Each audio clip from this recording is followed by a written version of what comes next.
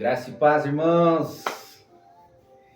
Mais um dia, mais um sábado aí. Glória a Deus. Mais um sábado, mais um dia, mais uma oportunidade que Deus nos dá para leitura da palavra de Deus. Hoje, então, nós vamos ler, irmãos, o capítulo 28 até o capítulo 31. Hoje vai ser a leitura aí de 4 capítulos e a reflexão desses quatro capítulos aí. E vamos ver o que vai dar hoje, não é? Vamos ver o que Deus vai falar conosco. Amém? Glória a Deus. Estamos aí na reta final do livro de Jó. Estamos chegando aí na reta final, graças a Deus. E tem sido uma bênção a gente estar meditando aí na palavra, né? Vamos lá? Antes de estar dando início, aquele pedido especial, se inscreva aí no meu canal, compartilha esse vídeo e toque no sininho. Toque aí no sininho e o YouTube, assim que já estiver disponível aí mais vídeos, o YouTube já vai destinar para você. Amém? Glória a Deus. Vamos orar, irmãos.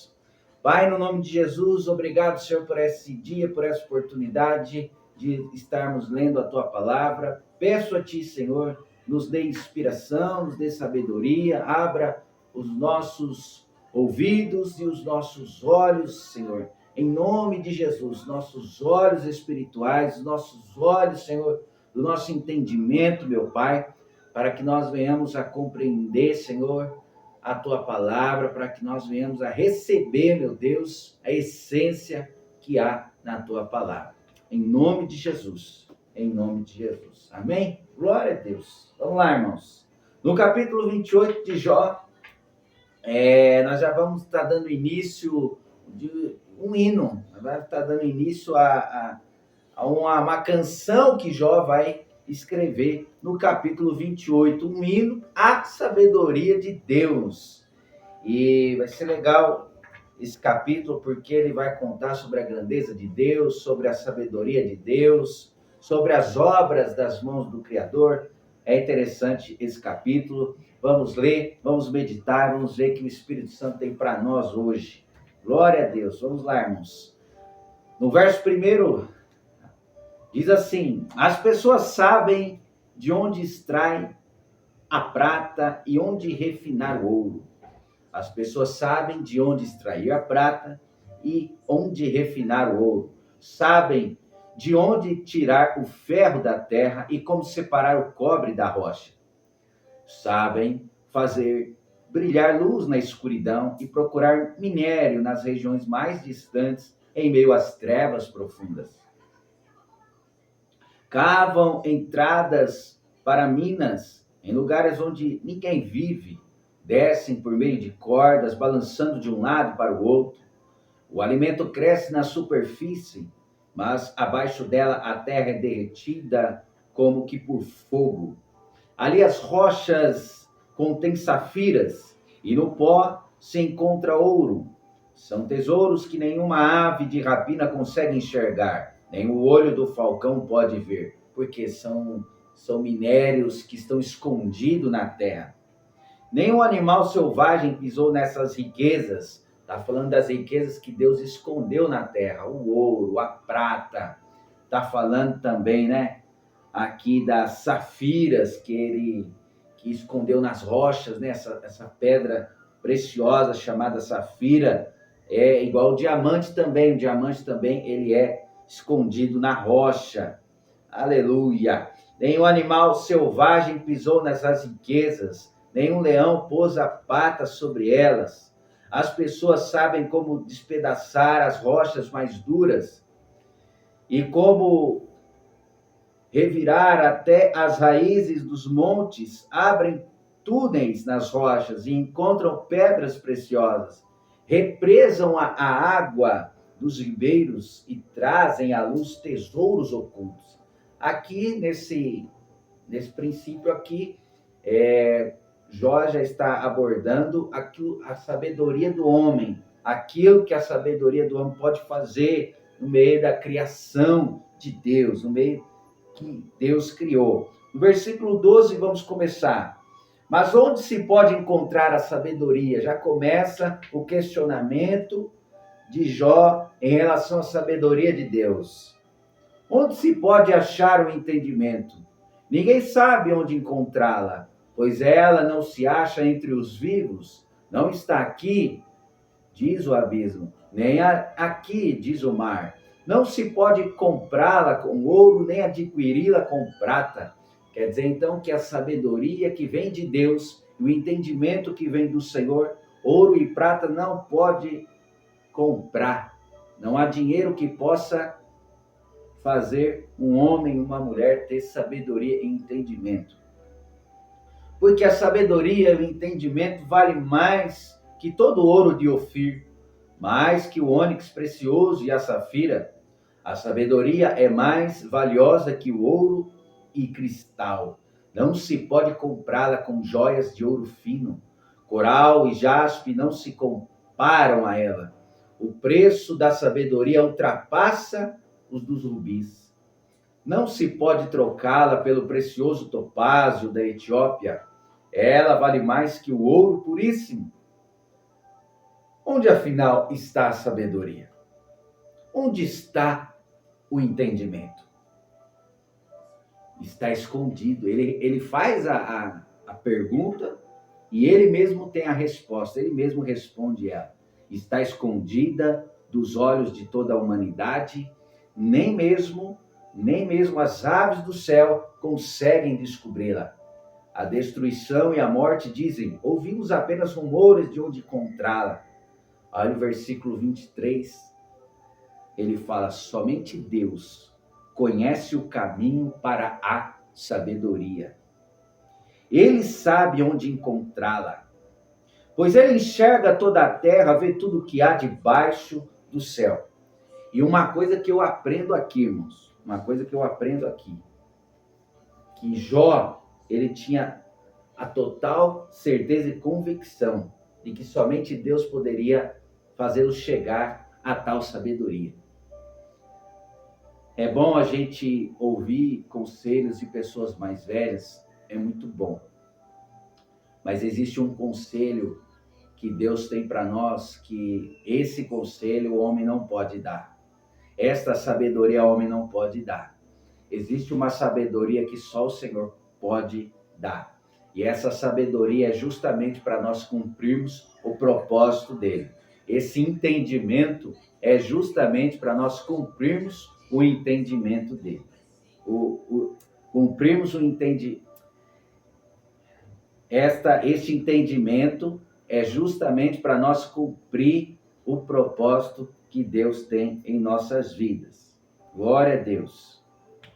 Vamos lá.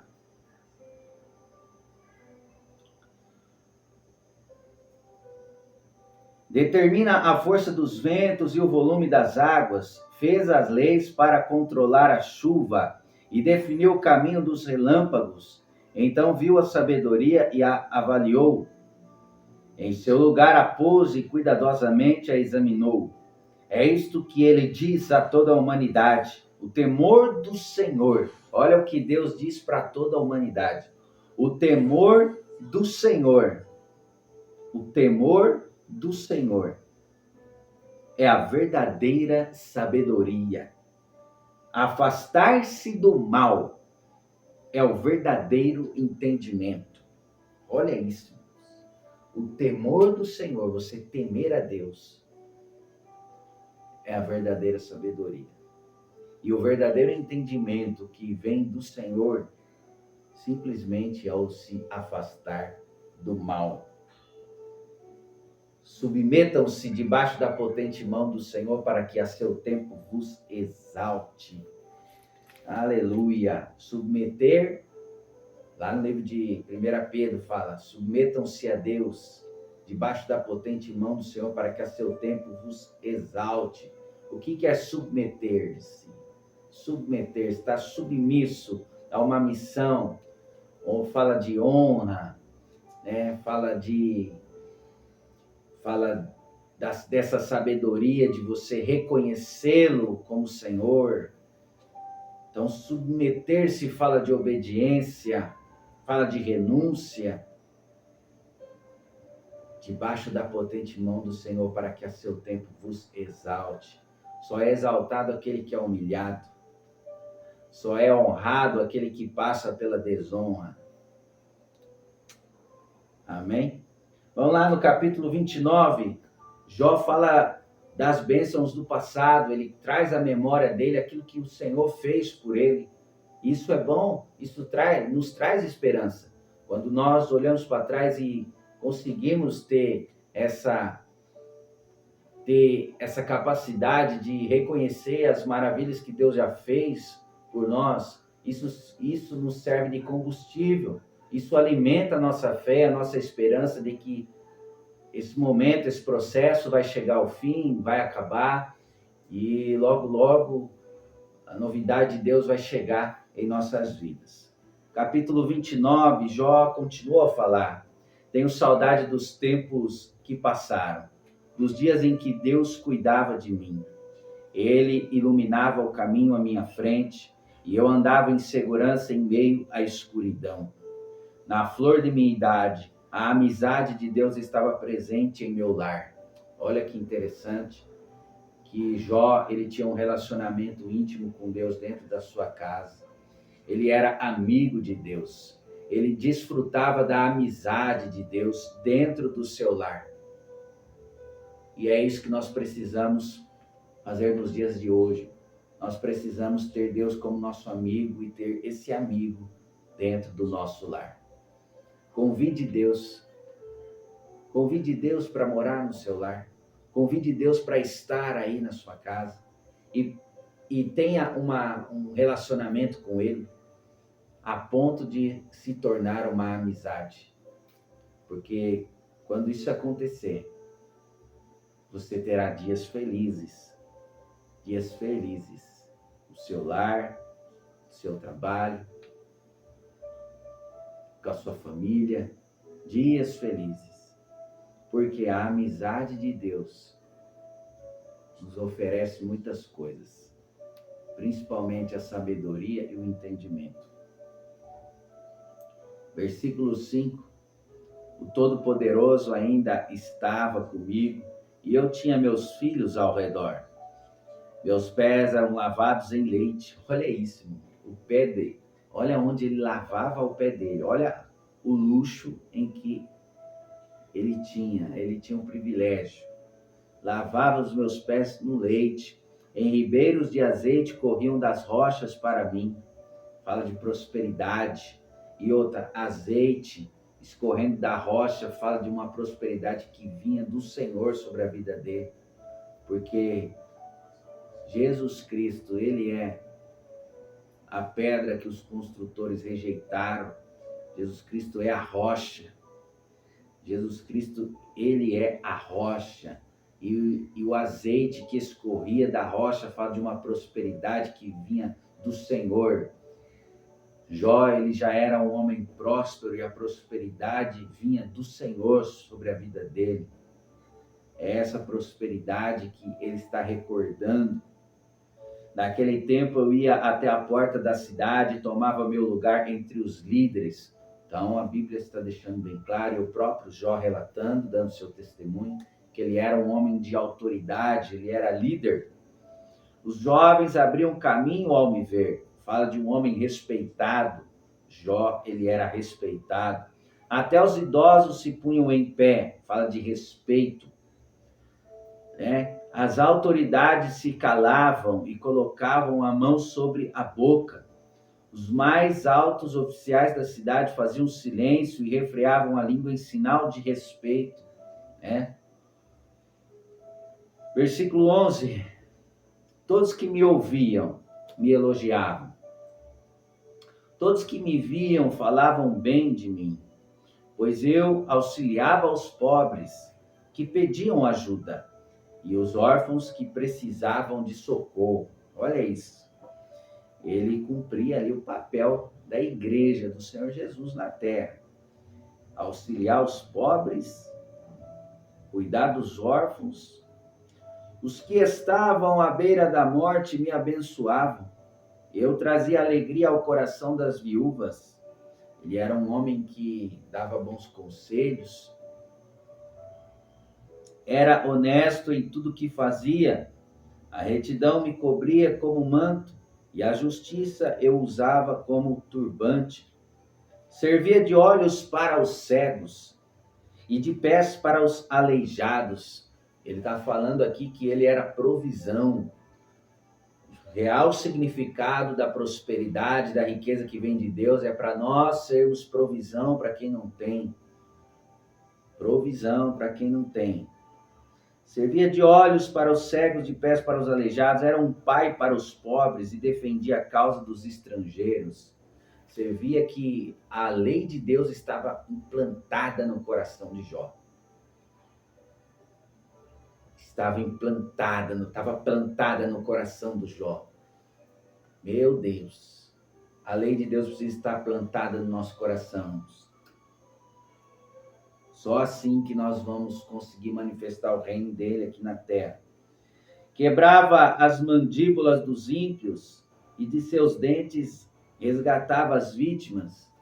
Por certo, morrerei rodeado por minha família, pensava, depois de uma vida longa e boa, pois sou como uma árvore cujas raízes chegam até a água, cujos ramos são refrescados pelo orvalho. Uma coisa nós precisamos entender, né? Que as nossas raízes precisam estar firmadas, profundas. E raízes que tocam até a água, está falando do quê? De uma vida que está firmada no Senhor. Uma vida que está fundamentada, firmada, enraizada no Senhor. Nossa vida precisa estar enraizada em Deus. Em nome de Jesus. Vamos lá.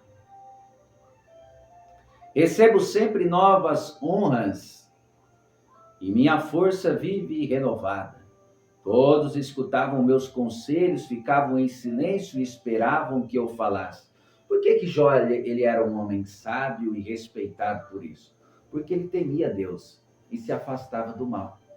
Era uma prática que Jó tinha. Então ele entendia que se ele temesse a Deus, a sabedoria do Senhor vinha sobre a vida dele. E se ele se afastasse do mal, o entendimento viria sobre ele. E ele era respeitado por isso. Ele colhia frutos por isso. Esperavam minhas palavras como quem espera a chuva, bebiam-nas como água, como chuva de primavera. Bebiam-nas como chuva de primavera. Quando estavam desanimados, eu sorria para eles, valorizavam o meu olhar de aprovação. Como um líder, olha o versículo 25 aí, ó. Como um líder, eu lhes dizia o que fazer, vivia como rei entre suas tropas e consolava os que choravam. Aleluia! Vivia como rei, mas não era rei. Ainda não tinha se estabelecido ainda a monarquia na terra, né? Glória a Deus, vamos lá. Louvado seja Deus. E no capítulo 30, Jó ele vai falar de sua angústia. Jó ele fala um pouco da sabedoria de Deus. No capítulo 28, no 29 ele fala das bênçãos, ele se recorda de como era a vida dele no passado. E agora no capítulo 30 ele vai falar de sua angústia, do seu momento presente. E é importante a gente fazer o autoexame, trazer à nossa memória aquilo que Deus fez em nossas vidas, para nós não murmurar nos dias presentes. E é terrível a murmuração, porque a murmuração atrasa a bênção. Só atrasa as bênçãos de Deus. Capítulo 30, verso 1. Agora, porém, os mais jovens zombam de mim. Rapazes cujos pais não são dignos de correr com meus cães pastores. De que me serve a força deles? Seu vigor já desapareceu. Seu vigor já desapareceu, enfraquecidos pela pobreza e pela fome. Roem a terra seca em regiões sombrias e isoladas, colhem ervas silvestres entre os arbustos e comem as raízes das giestas. São expulsos aos gritos da companhia das pessoas, como se fossem ladrões. Agora moram em desfiladeiros medonhos, em cavernas e entre as rochas.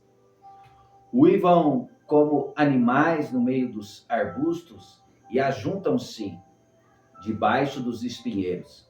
São gente insensata, sem nome, nem valor, foram expulsos da terra. Agora diverte-se às minhas custas. Sou alvo de piadas e canções vulgares.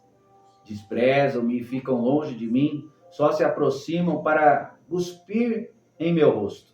Pois Deus cortou a corda de meu arco, já que ele me humilhou, eles não se refreiam mais. Essa gente desprezível se opõe a mim abertamente. Lançam-me de um lado para o outro e planejam minha desgraça. Bloqueiam meu caminho e fazem de tudo para me destruir. Sabem que não tem quem me ajude. Atacam-me de todos os lados. Quando estou caído, lançam-se sobre mim. Vivo aterrorizado. O vento carregou minha honra. Minha prosperidade passou como uma nuvem. Aleluia. Glória a Deus. No versículo 16, nós vamos ler agora: minha vida se esvai. A aflição me persegue durante o dia, a noite corrói meus ossos, a dor que me atormenta não descansa. Com mão forte, Deus agarra minha roupa, pega-me pela gola de minha túnica, lança-me na lama. Não passo de pó e cinza. Clamo a ti, ó Deus, e não me respondes. Fico em pé diante de ti, mas não me dás atenção. Tu me tratas com crueldade e usas teu poder para me perseguir. Tu me lanças no redemoinho e me destróis na tempestade. E sei que me envias para a morte, para o destino de todos os que vivem. Por certo, ninguém se voltaria contra os necessitados, quando clamam por socorro em suas dificuldades. Acaso eu não chorava pelos aflitos? Não me angustiava pelos pobres? Esperava o bem, mas em seu lugar veio o mal. Aguardava a luz, mas em seu lugar veio a escuridão. Meu coração está agitado e não sossega. Dias de aflição me atormentam. Ando nas sombras sem a luz do sol. Levanto-me em praça pública e clamo por socorro. Contudo, sou considerado irmão dos chacais e companheiro das corujas. Minha pele escureceu. Em meus ossos ardem de febre. Minha harpa toca canções fúnebres e minha flauta acompanha os que choram. Meu Deus do céu. Esse capítulo 30 é bem angustiante porque fala sobre a realidade que Jó estava vivendo naquele momento. E é muito angustiante esse capítulo, irmãos. Muito angustiante. E no capítulo 31, ele vai defender, Jó vai defender a sua inocência pela última vez.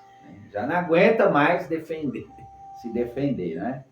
Vamos lá, capítulo 31 e o verso 1 diz assim: fiz uma aliança com meus olhos de não olhar com cobiça para nenhuma jovem, pois o que Deus lá de cima escolheu para nós? Qual é a nossa herança do Todo-Poderoso que está lá no céu? Não é calamidade para os perversos e desgraças para os que praticam o mal? Afinal, ele não vê tudo o que faço e cada passo que dou?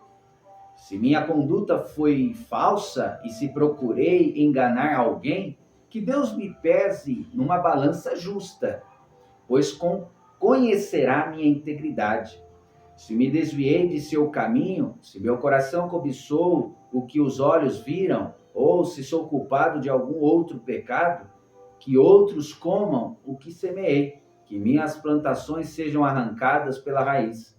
Se meu coração foi seduzido por uma mulher, ou se cobicei a esposa de meu próximo, que minha esposa se torne serva de outro homem, que outros durmam com ela, pois a cobiça é um pecado vergonhoso. Olha isso. Anota aí, grifa aí na sua Bíblia, o versículo 11 do capítulo 31. Pois a cobiça é um pecado vergonhoso, um crime que merece castigo. É fogo que tudo consome, levando à destruição, capaz de destruir tudo que tem. Se fui injusto, você vê que do versículo 12, os anteriores, né, do versículo 12 até o primeiro, anteriormente, ele vai falar sobre a cobiça, né? Agora ele vai falar sobre a injustiça. Se fui injusto com seus servos e servas quando me apresentaram suas queixas, que farei quando Deus me confrontar? Que direi quando ele me chamar para prestar contas? Pois o mesmo Deus que me criou, também criou meus servos, formou do ventre materno tanto eles como eu. Quer dizer, o que Jó estava falando aqui? Que ele, tanto ele quanto os servos que ele tinha, que ele possuía, eram iguais perante o Senhor. Que Deus iria tratar eles da mesma forma, por igualdade. Deus não faz acepção de pessoas, certo? Deus não ama mais um do que o outro. O amor de Deus é igual para todos, independente daquilo que nós fizermos na terra, praticarmos na terra. O amor de Deus é igual para todos nós. É igual, certo? Acaso me recusei a ajudar os pobres? Ou acabei com a esperança da viúva? Fui mesquinho com o meu alimento e me recusei a compartilhá-lo com os órfãos? Não. Desde a juventude tenho cuidado dos órfãos como um pai. Agora ele está falando sobre o ato de generosidade dele. Está defendendo o ato de generosidade. E por toda a vida tenho ajudado as viúvas. Sempre que via alguém passar frio por falta de roupa e o pobre que não tinha o que vestir, acaso eles não me abençoavam por lhes prover roupas de lã para aquecê-los? Olha que interessante que Jó, ele deixa claro que ele era abençoado quando ele ajudava. Ele era abençoado quando ele ajudava com roupa, quando ele provia roupa, quando ele provia alimento. As pessoas necessitadas, os pobres em suas necessidades, eram a bênção de Jó. Ele entendia que a necessidade, o fato dele suprir a necessidade do próximo era uma bênção que Deus estava enviando na vida dele. Ele não era abençoado quando ele recebia, ele era abençoado quando ele compartilhava. É isso que nós precisamos aprender, que somos abençoados quando nós compartilhamos aquilo que Deus nos deu. Versículo 21. Se levantei a mão contra o órfão, certo de que os juízes tomariam o meu partido, que meu ombro seja deslocado e meu braço arrancado da articulação, seria melhor que enfrentar o castigo de Deus, pois se a majestade de Deus é contra mim, que esperança me resta? Versículo 24. Acaso confiei no dinheiro ou me senti seguro por causa de ouro? Acaso me vangloriei de minha riqueza e de tudo que possuía? Olhei para o sol que brilha no céu ou para a lua que percorre seu resplendor, e em segredo meu coração foi seduzido a lhes lançar beijos de adoração? O que Jó estava falando? Questionando. Será que eu adorei a Deus? Eu fiz da criação o meu Deus? Se o fiz, devo ser castigado pelos juízes, pois significa que neguei o Deus que está lá no alto. Aleluia. Versículo 29. Alguma vez me alegrei com a desgraça de meus inimigos ou exultei porque lhes aconteceu algum mal? Não, jamais cometi o pecado de amaldiçoar alguém ou pedir sua morte como vingança. Meus servos nunca disseram: ele deixa os outros passar fome. Nunca deixei o estrangeiro dormir na rua. Minha porta sempre esteve aberta para todos. Acaso procurei encobrir meus pecados, como outros fazem, e esconder a culpa em meu coração? Mantive-me calado e não saí de casa, por medo da multidão ou de desprezo do povo. Se ao menos alguém me ouvisse, vejam, aqui está a minha defesa assinada. Que o Todo-Poderoso me responda, que meu adversário registre sua denúncia por escrito. Eu enfrentaria a acusação de peito aberto e a usaria como coroa, pois eu diria a Deus exatamente o que tenho feito. Comparecia diante dele como um príncipe. Olha isso. Olha a convicção de que Jó tinha, que ele era um homem íntegro, reto, temente a Deus e se desviava do mal. Se a terra protestar contra mim, se todos os seus sulcos clamarem, se roubei suas colheitas ou se matei seus donos, que cresçam espinhos em lugar de trigo e ervas daninhas em lugar de cevada. Interessante que os espinhos e as ervas daninhas foi uma maldição que Deus lançou na terra quando o homem pecou contra Deus. Lá no livro de Gênesis, fala da queda do homem e fala quando Deus ele olha para o homem, para Adão, e libera uma palavra sobre a terra. Maldita serás a terra, do suor comerás do suor do teu trabalho, e a terra passará a ter ervas daninhas, espinheiros, abrolhos, né?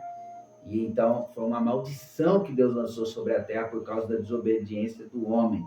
E aqui Jó ele está trazendo a memória que se ele cometeu alguma injustiça sobre a terra, que a terra onde produzia, onde ele semeava e dava o trigo, onde ele semeava e dava a cevada, dava os grãos, que pudesse crescer no lugar dos grãos espinhos e ervas daninhas. E assim termina as palavras de Jó. Amém, irmãos? Glória a Deus, louvado seja o nome do Senhor, que você venha a ser abençoado, amplamente abençoado, e que nós venhamos a entender que a sabedoria e o entendimento vêm do Senhor, e se afastar do mal. Um homem que se afasta do mal é um homem entendido, um homem que teme a Deus é um homem sábio, e abençoado e bem-aventurado é aquele que tem Deus como seu amigo em sua casa. E essa é a nossa oração nesse sábado, nesse dia de hoje. Que Deus venha, que nós venhamos a ter um relacionamento de amizade dentro do nosso lar com Deus. Esse é o nosso pedido para Deus. Senhor, seja meu amigo. Eu quero ser teu amigo, Senhor. E nós, todos os dias, buscarmos o Senhor, se relacionarmos com Ele, confessarmos a Ele as nossas falhas, nossas limitações, pedir ao Senhor que nos mude, que toque em nós todos os dias e que Ele venha a revelar a vontade dEle em nossas vidas e que nós venhamos a ser obedientes a Deus. Amém?